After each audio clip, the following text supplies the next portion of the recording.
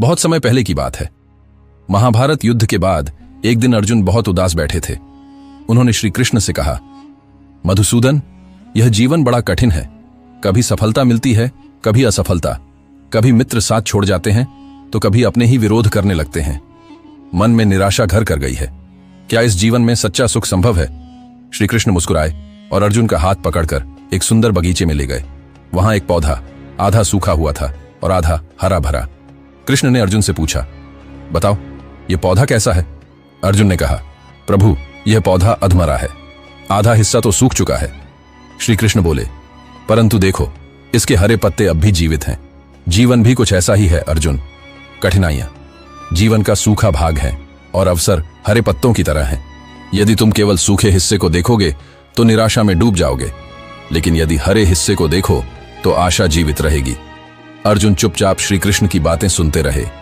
तभी श्री कृष्ण ने एक और उदाहरण दिया। उन्होंने एक छोटे किसान की कहानी सुनाई। एक बार एक किसान था। वह अपने खेत में हर दिन कड़ी मेहनत करता, लेकिन कई बार सूखा पड़ जाता। कभी ओलावृष्टि फसल नष्ट कर देती। फिर भी वह हार नहीं मानता। एक दिन गांव के लोग उससे बोले, तू क्यों व्यर्थ परिश्रम करता है? किस्मत में नहीं है सफलता। लेकिन किसान ने मुस्कुराते हुए कहा, यदि मैं प्रयास छोड़ दूं तो किस्मत भी मेरा साथ छोड़ देगी। यदि मैं कर्म करता रहूं तो एक न एक दिन फल अवश्य मिलेगा। और कुछ वर्षों बाद वह किसान गांव का सबसे समृद्ध व्यक्ति बन गया। श्री कृष्ण ने अर्जुन की ओर देखकर कहा, अर्जुन, जीवन में सफलता या असफलता उतनी महत्वपूर्ण नहीं जितनी कि निरंतर कर्म करते रहना। कर्म किए बिना जीना मृत समान है। परिणाम की चिंता मत करो, बस अपने धर्म का पालन करते रहो। कर्मण्येवाधिकारस्ते मां फलेषु कदाचन, अर्थात तुम्हारा अधिकार केवल कर्म करने में है, फल में नहीं। अर्जुन के मन का अंधकार छंट गया। उन्होंने सिर झुकाकर श्री कृष्ण के चरण स्पर्श किए और कहा, हे केशव, अब मैं समझ गया।